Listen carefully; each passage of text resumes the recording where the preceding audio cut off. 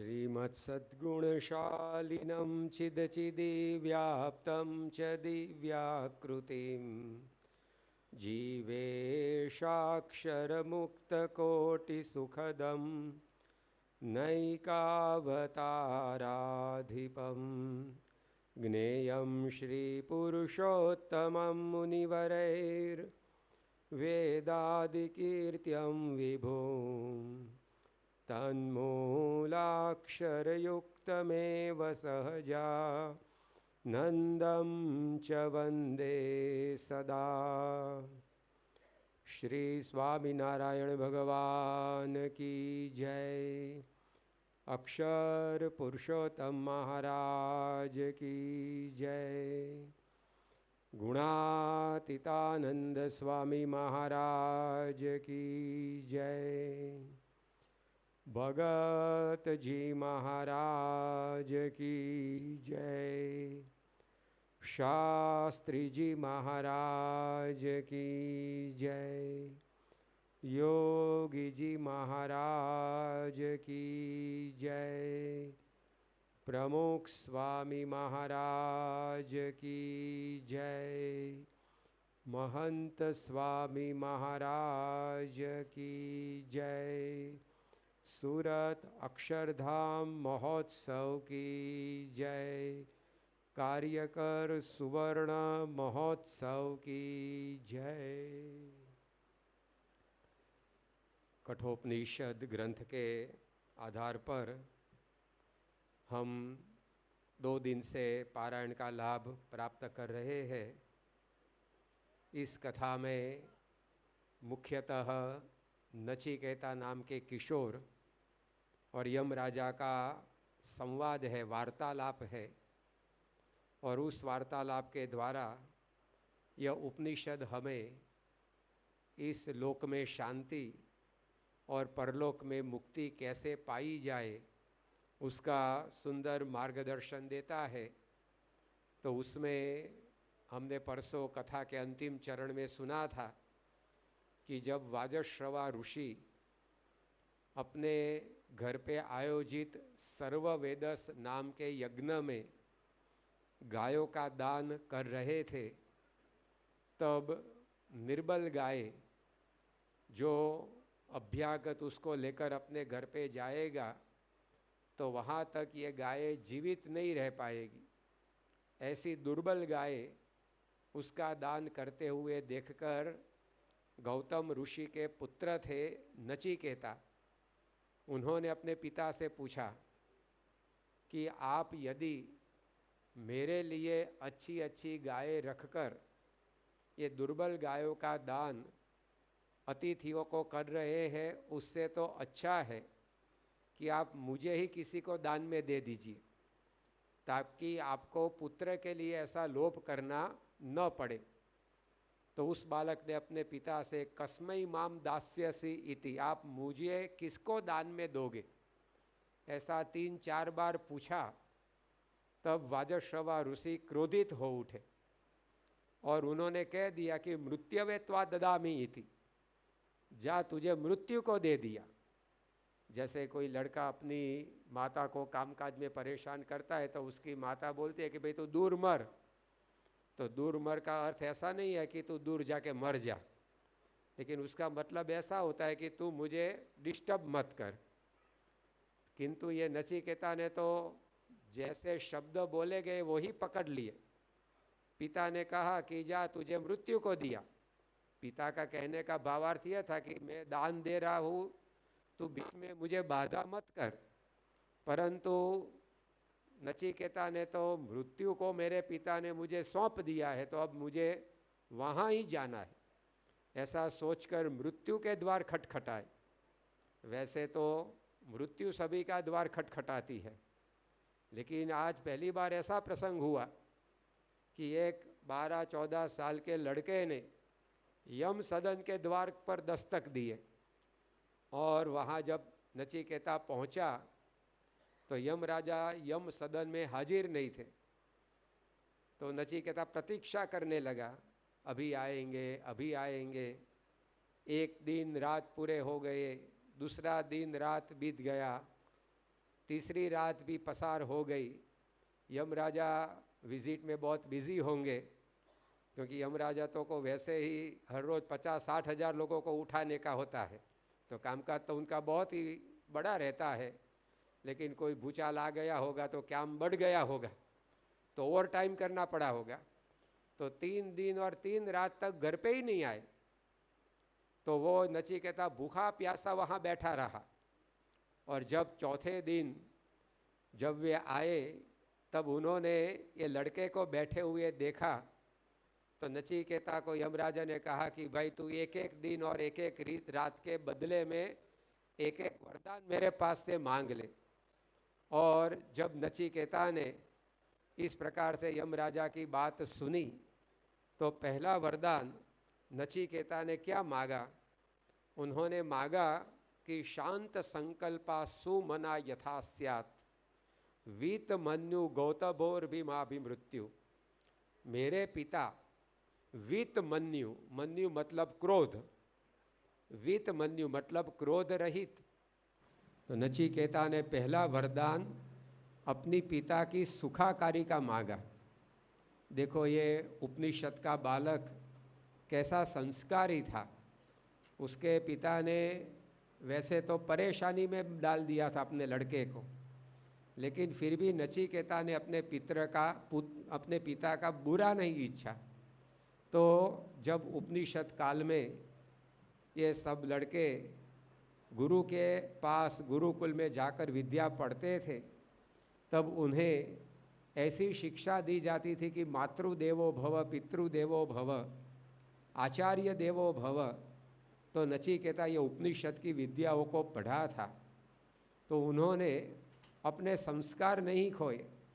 भले पिता ने गलती की, लेकिन मुझे गलती का पुनरावर्तन नहीं करना है। तो नचिकेता ने अपने पिता की सुखाकारी का ये वरदान यमराजा से मांगा। यमराजा ने उसके बदले में तथास्तु कह दिया कि तू जैसा चाहता है वैसा ही होगा, और जब तू इस प्रकार से वापस जाएगा तब तेरे पिता उसका क्रोध चला गया होगा, और इस प्रकार से वे तुझे बहुत ही आदर सत्कार के साथ बुलाएंगे। ये पहले वरदान की बात यहाँ पूर्ण हो गई। उसके बाद अब दूसरे वरदान में नचिकेता ऐसा मांगता है कि यथा पुरस्ताद भविता प्रतीत औदालिकी आरुणि मत प्रसृष्टः सुखः रात्रि ही शयिता वीतमन्यु स्वाम दद्रुष एवं मृत्यु मुखात प्रमुक्तम। ये पहले बात यमराजा ने कह दी। उसके बाद अब नचिकेता दूसरी बात पूछता है कि स्वर्गे लोके न भयम किंचिन अस्ति न तत्र त्वम न जरया बिभेति उभे तीर्थवा अशनया पिपासे शोकातिगो मोदते स्वर्ग लोके। नचिकेता यमराजा को कहता है कि भगवान का धाम ऐसा है कि वहाँ न भयम किंचन अस्ति, भगवान के धाम में किसी भी प्रकार का भय नहीं है। न तत्र त्वम, भगवान के धाम में तू भी नहीं है, यानी कि भगवान के धाम में काल का भी कोई साम्राज्य चलता नहीं है। त्वम मतलब मृत्यु, भगवान के धाम में मृत्यु भी प्रविष्ट नहीं हो सकती है। भगवान का धाम काल कर्म माया से परे है। तो नचिकेता बोलता है कि न भयम किंचन अस्ति स्वर्गे लोके। यहाँ स्वर्ग का मतलब भगवान का अक्षरधाम। तो वैसे भगवान के धाम में कोई भय नहीं है, वहाँ कोई मृत्यु नहीं है। न जरया बिभेति, जरा अवस्था मतलब वृद्धावस्था, तो वहाँ कोई वृद्धावस्था के भी भाव नहीं है। उभेर तीर्थवा अशनया पिपासे, पिपासा मतलब प्यास, अशन मतलब खाना, तो वहाँ भूख और प्यास की भी कोई उर्मियाँ नहीं है। तो ऐसा भगवान का धाम है।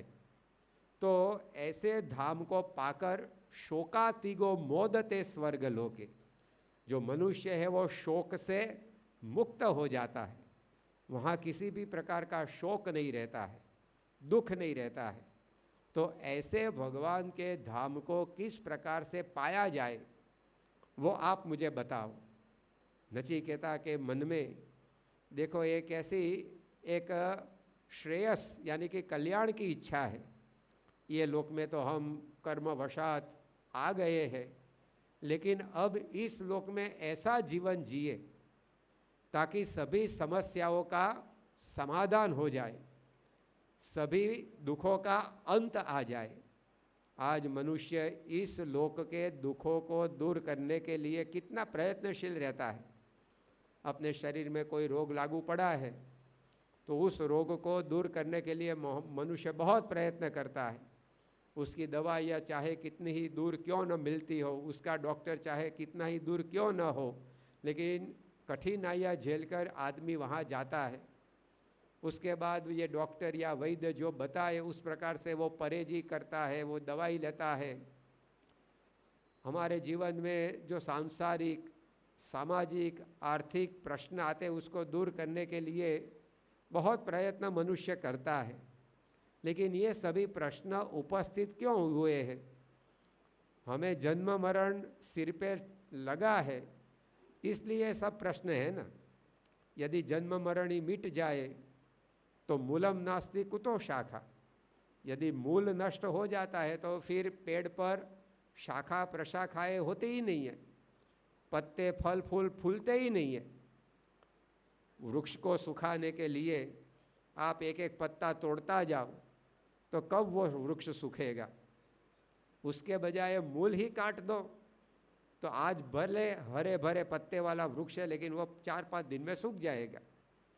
तो एक एक पत्ता तोड़ने से वृक्ष कभी सूखने वाला नहीं है। आप एक पत्ता तोड़ोगे हो तो कल दूसरे दिन 2 पत्ते नए उस पर खिल जाएंगे, लेकिन वृक्ष को सुखाने के लिए उसके मूल को काटना पड़ता है। तो हम इस लोक के एक एक दुख को दूर करने के लिए कितने प्रयत्न करते हैं, लेकिन ये सभी दुख, हमें ये शरीर मिला है, हम इस लोक में आए हैं, हमारे पर जन्म मरण का बंधन है इसलिए उद्भव होते हैं। यदि वह जन्म मरण ही मिट गया तो फिर कहाँ दुख है? महंगाई का दुख अक्षरधाम में तो है ही नहीं, वहाँ कोई आर्थिक संकट ही नहीं है, वहाँ कोई सांसारिक मुश्किलियाँ ही नहीं है। तो प्रयत्न यह करना चाहिए कि यहाँ अब हम ऐसा जीवन जिए 25-50 साल का ताकि जन्मों जन्म के दुखों का अंत आ जाए। तो यह सोच नचिकेता की है। Begin with the and in mind. अंग्रेजी में ऐसा कहते हैं कि अंत के सामने नजर रखकर शुरुआत करो।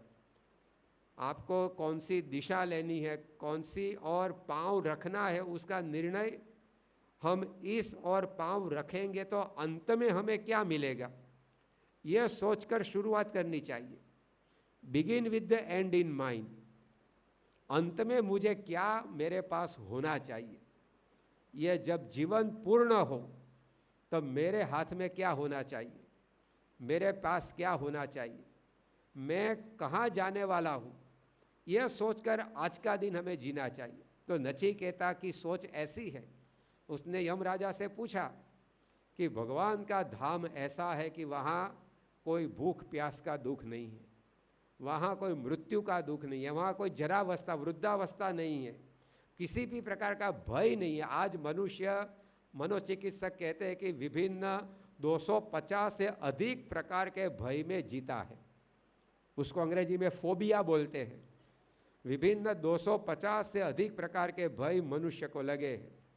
जात जात के भय में मनुष्य का जीवन पसार होता है।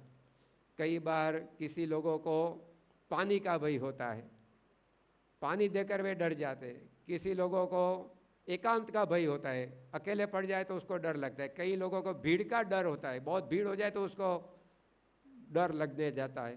तो ऐसे अनेक प्रकार के, प्रदेश में यदि आप जाओ तो कई कई जगह पर 13 के अंक का भय होता है। 12वीं मंजिल से फिर सीधी 14वीं मंजिल आ जाती है, 13 मंजिल ही नहीं रखते हैं कि ये 13 का अंक बहुत अच्छा नहीं है। कई एयरलाइंस में 12 नंबर की सीट के बाद 14 नंबर की सीट होती है, तो बीच में खाली जगह नहीं होती, लेकिन 12 के बाद 14 नंबर रखते हैं। तो ऐसे 250 से अधिक प्रकार के भय में मनुष्य जीवन जीता है। लेकिन चलो, ये भय तो किसी को हो या किसी को न भी हो। कोई को पानी को देखकर डर लगता है तो कोई पानी देखकर सामने से डुबकी लगाता है।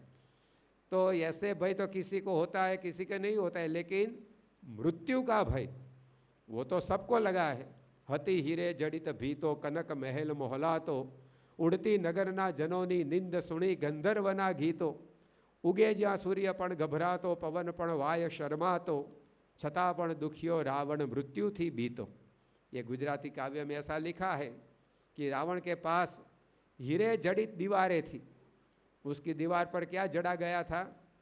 हीरे, और दीवारें थी सोने की। यहाँ तो किसी के घर की दीवार पर डिस्टेम्पर उखड़ गया हो तो वो भी रिपेयर कराने का कि इसको मेल नहीं बैठता है, तो यहाँ हीरे जड़ने की तो बात ही कहाँ आती है। लेकिन सुवर्ण की दीवारें और उस पर हीरे जड़े थे। और फिर उड़ती नगरना जनोनी निंद सुनी गंधर्वना गीतो।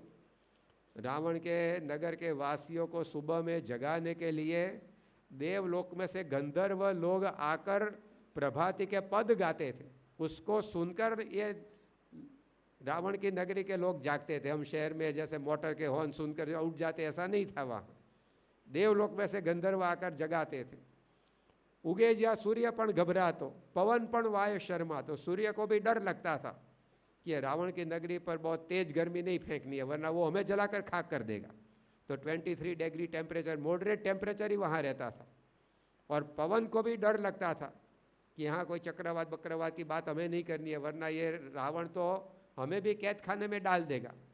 तो पवन भी एक्सेलेटर पर पैर नहीं दबाता था ज़्यादा, वो मंद मंद गति से ही पवन बहता था। तो कहने की बात है कि ये सभी लोगों पर उसका आधिपत्य था, फिर भी कहा कि ये रावण को मृत्यु का डर था।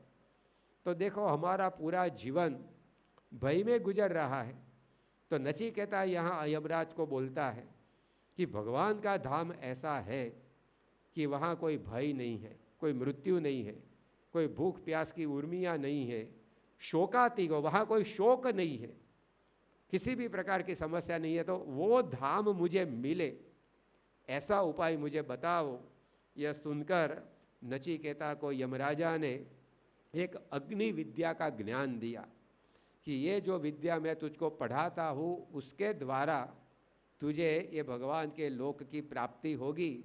और नचिकेता ने जो भी पाठ यमराजा ने दिया वो इतना अच्छी तरह से ग्रहण किया तो यमराजा खुश हो गए और उन्होंने कहा कि ये जो अग्नि विद्या है वो अब तेरे नाम से प्रसिद्ध होगी, वो नाचिकेतस अग्नि विद्या ऐसा कहा जाएगी। गुरु की प्रसन्नता उस पर हो गई। तो ये बात दूसरे वरदान के रूप में आई।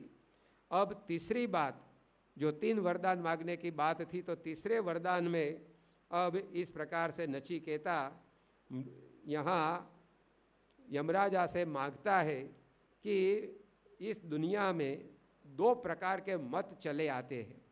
येयम प्रेते विचिकित्सा मनुष्य अस्ति इति एके नायम अस्ति इति चेके एतद् विद्याम अनुशिष्टत्वयाहम वराणाम एष वरस्तृतीय। वराणाम एष वरस्तृतीय, एष में तृतीय वरः, ये मेरा तीसरा वरदान है, वो आप मुझे दीजिए। तो क्या मांगा उसने? नचिकेता ने एक प्रश्न पूछा यमराजा से।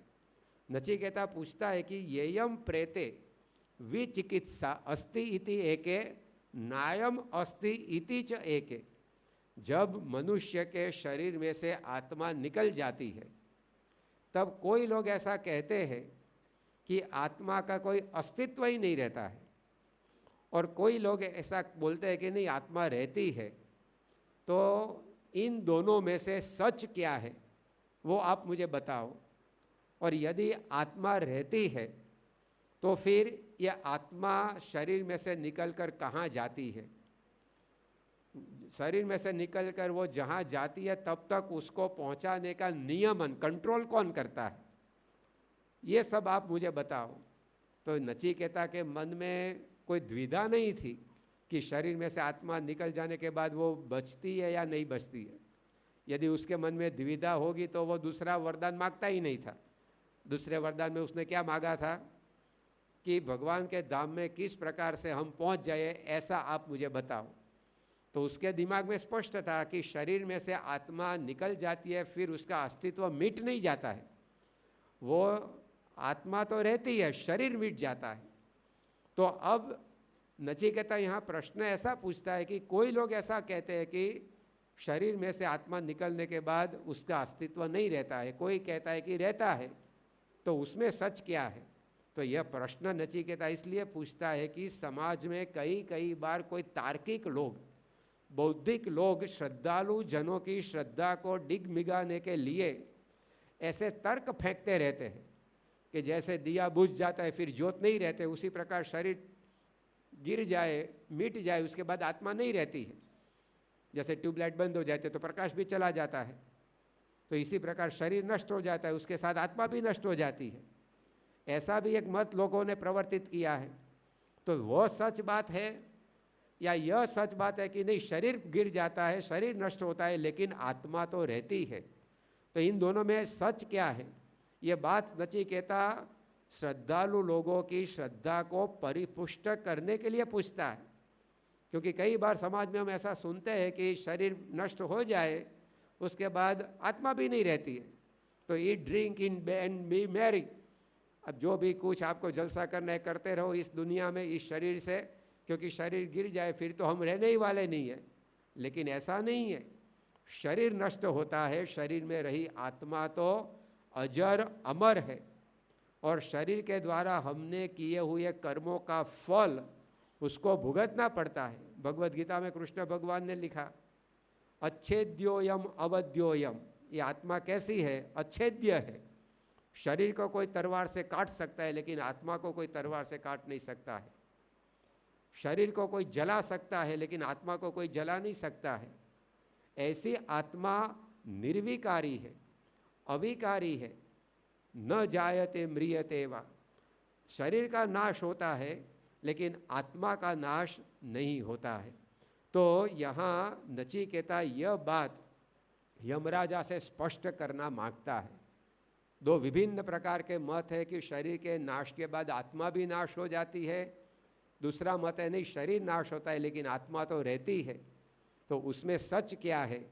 तो ये तार्किक लोग, बौद्धिक लोग कई बार श्रद्धालु लोगों की श्रद्धा को डिगाने के लिए जो इस प्रकार के तर्क करते हैं, उसका समाधान यह कठ उपनिषद हमें देता है कि शरीर नाशवंत है लेकिन आत्मा का नाश कभी नहीं होता है।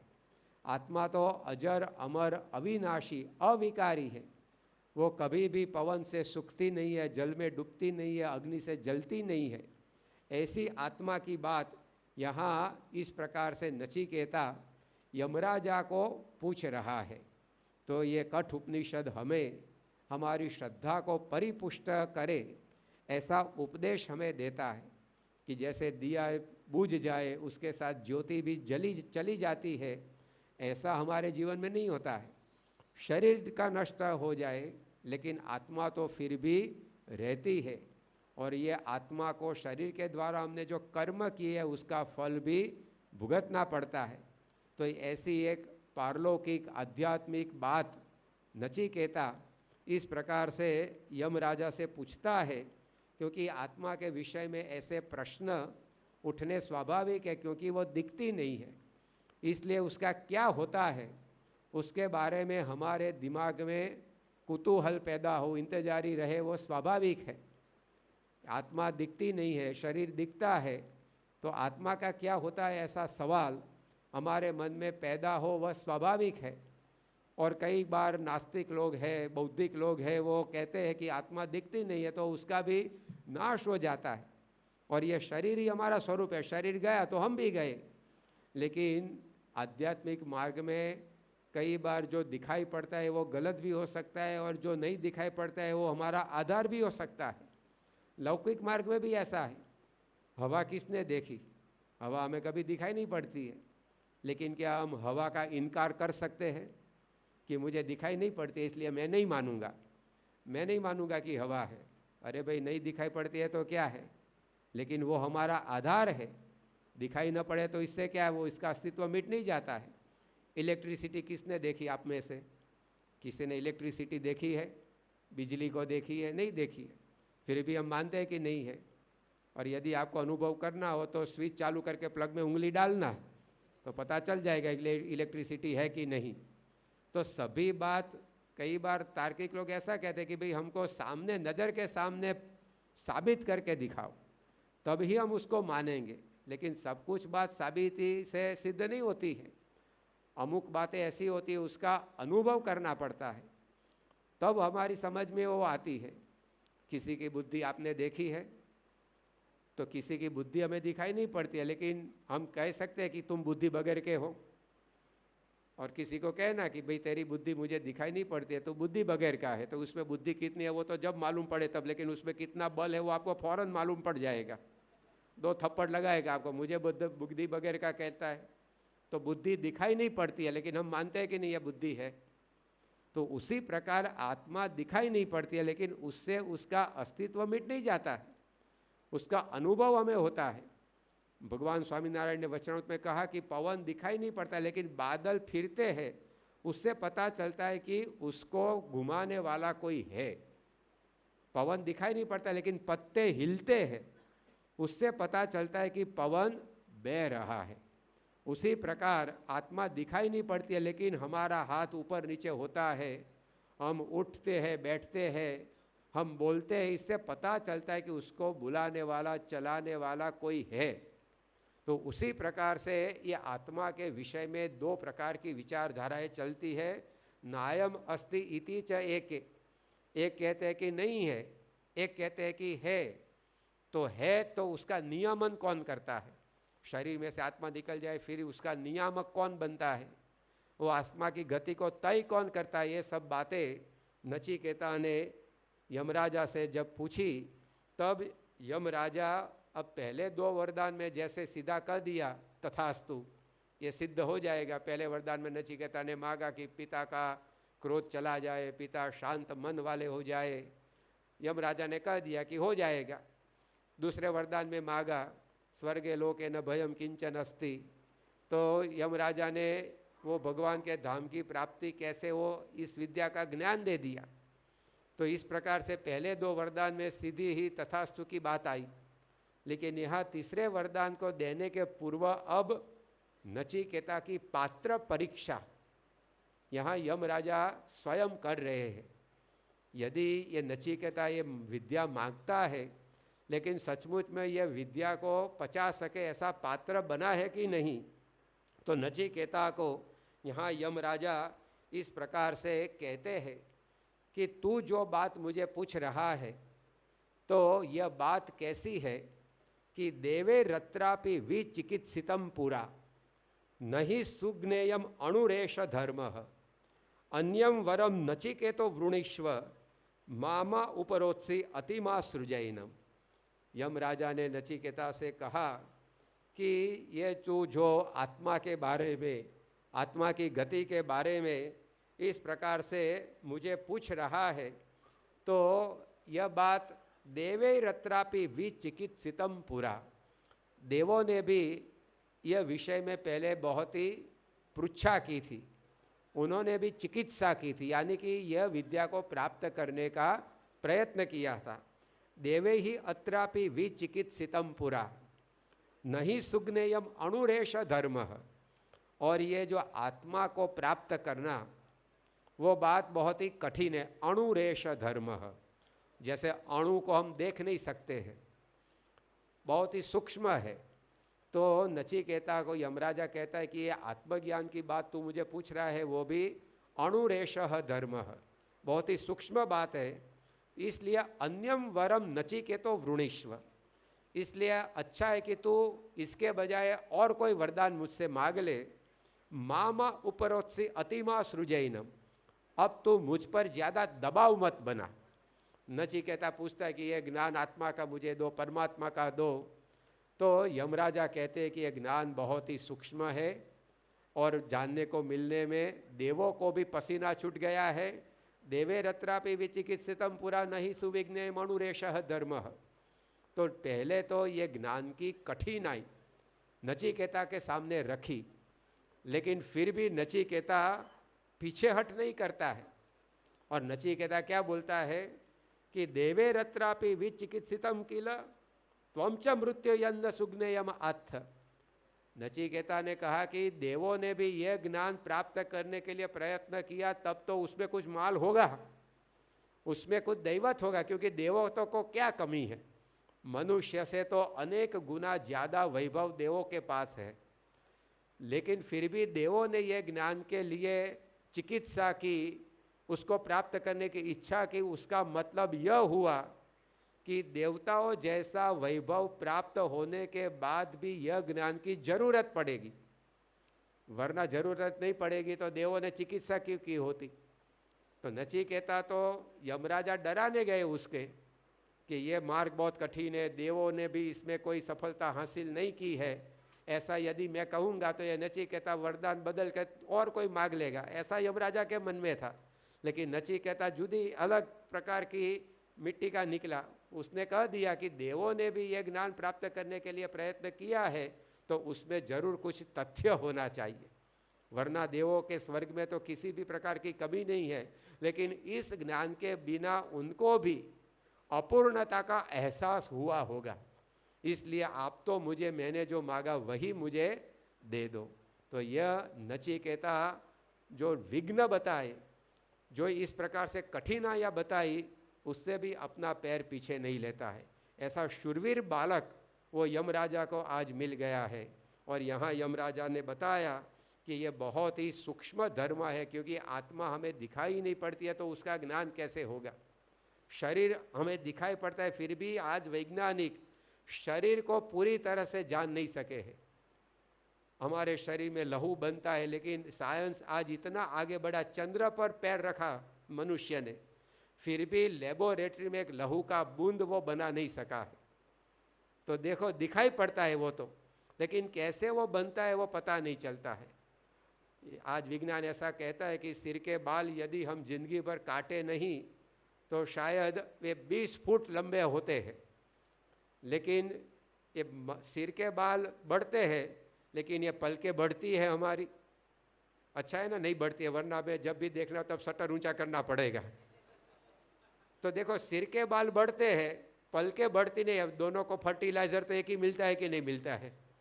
हम जो भी चावल खाते हैं, दाल खाते हैं, लड्डू खाते हैं, रोटी खाते हैं, उसमें से लहू बनता है, वो सिर के बाल को मिलता है, वो पलके के बालों को मिलता है, लेकिन एक बढ़ता है, एक नहीं बढ़ता है। अब ऐसा कभी हो सकता है कि दो पौधे एक दूसरे से 5-7 सेंटीमीटर दूर आपने लगाए हो और दोनों को एक ही तरह का पानी दिया जाए, एक ही तरह का फर्टिलाइजर दिया जाए, फिर भी एक बढ़े और एक न बढ़े, ये कैसे हो सकता है। तो सिर के बाल और पलके के बीच में अंतर 4 उंगली का है, फिर भी एक बाल बढ़ते एक नहीं बढ़ते हैं। पता नहीं चलता है कि ऐसा क्यों होता है। तो शरीर तो हमें दिखाई पड़ता है, फिर भी हम शरीर का अंत नहीं प्राप्त कर सकते हैं। तो शरीर में रही आत्मा को तो हम देख ही नहीं सकते, तो उसका ज्ञान कैसे प्राप्त होगा। इसलिए यहाँ यमराजा ने बोल दिया कि अणुरेश धर्म, ये अणु जैसी बहुत सूक्ष्म बात है, इसलिए मामा उपरोत्सी, नचिकेता तू मुझ पर बहुत दबाव मत डाल कि आत्मा का ज्ञान दो, आत्मा का ज्ञान दो, क्या मेरे पीछे पड़ गया है, तू और कोई वरदान मांग ले। तब नचिकेता डटा रहता है। उसने कहा कि नहीं, मेरी तो ये मांग रहेगी कि आप मुझे इस प्रकार से आत्मा का ही ज्ञान दो, न अन्य वरस तुल्य एतस्य कश्चित, यह वरदान के तुल्य में और कोई वरदान को नहीं समझता हूँ। जब विघ्नों से नचिकेता पीछे नहीं हटा, तब यमराजा अब नचिकेता के सामने प्रलोभनों की परंपरा को खड़ी कर देते हैं। क्योंकि कई बार जीवन में ऐसा देखने को मिलता है कि विघ्नों को मनुष्य पार कर जाता है, लेकिन प्रलोभनों में फंस जाता है। भंवरा होता है, वो लकड़े को इसमें छेद कर देता है, छिद्र कर देता है, लेकिन वो भंवरा जो लकड़े में छिद्र कर दे, वो कमल की कोमल पंखुड़ियों को छेद कर बाहर नहीं निकल सकता है। वो विघ्नों को झेल सकता है, लेकिन कमल की सुगंध के प्रलोभन में इतना फंस जाता है कि वे कमल की कोमल पंखुड़ियों को तोड़ फोड़ कर बाहर नहीं निकल सकता है। जैसे संस्कृत के सुभाषित में कहा गया है कि एक भंवरा कमल के फूल पर बैठा और शाम के समय सूर्य ढला, तब कमल बंद हो गया, भंवरा भी अंदर बंद हो गया, और वो वहाँ बैठा बैठा सोचता रहता है कि रात्रि गमिष्यति भविष्यति सुप्रभातम भास्वानुदेश्यति हसिष्यति पंकजश्री इत्थम विचिंतयति कोश गते द्विरेफे हा हंत हंत नलिनीम गजमुज्जहार। वो भंवरा कमल की पंखड़ियों पर बैठा बैठा सोचता रहता है कि सुबह होगी, सूर्य खिलेगा, ये कमल खिलेगा और मैं बाहर निकल जाऊंगा, थोड़ा सुगंध ले लूँ, थोड़ा सुगंध ले लूँ, लेकिन वो इस प्रकार से कमल के अंदर बैठा बैठा ये सुगंध लेता है, लेकिन हाथी ये कमल को उखाड़ कर अपनी पैरों के तले कुचल देता है, उसके साथ भंवरा भी मर जाता है। तो वो जो लकड़े में छिद्र कर सके ऐसा भंवरा क्या कमल की कोमल पंखुड़ियों को नहीं तोड़ सकता है? तोड़ सकता है, लेकिन ये प्रलोभन ऐसे है जो हमारी शक्तियों को नष्ट कर देते हैं। तो इस प्रकार से नचिकेता जब विघ्नों से पीछे नहीं हटा, तब यमराजा उनके सामने प्रलोभनों की परंपरा को खड़ी करते हैं, ताकि ये नचिकेता तीसरे वरदान को मांगने का भूल जाए। तो यहाँ ये प्रलोभनों की जो श्रृंखला है, प्रलंब, वो यमराजा नचिकेता के सामने रखते हुए कहते हैं कि शतायुषः पुत्र प्रौत्रान वृणीष्व, बहून पशून हस्ति हिरण्यम अश्वान, भूमेर महद आयतनम वृणीष्व, स्वयं च जीव शरदो यावद इच्छसी। यहाँ नचिकेता को यमराजा जो बोलते हैं उसकी बात अब हम कल के दिन आगे चलाएंगे। आज परम पूज्य महंत स्वामी महाराज हमें पूजा दर्शन का लाभ देने के लिए यहाँ पधार रहे हैं, तो हम उनके पूजा दर्शन में मग्न होंगे और स्वामी जी के चरणों में ही हम यही प्रार्थना करें कि ये जो कठोपनिषद में हमें आत्मा परमात्मा का ज्ञान दिया गया है, उसको सिद्ध करने का मुख्य माध्यम तो ऐसे गुणातीत सत्पुरुष है, उनके द्वारा हम इस ज्ञान को प्राप्त कर सकते हैं। तो उनके दर्शन में अब हम सब निमग्न हुए। श्री स्वामी नारायण भगवान की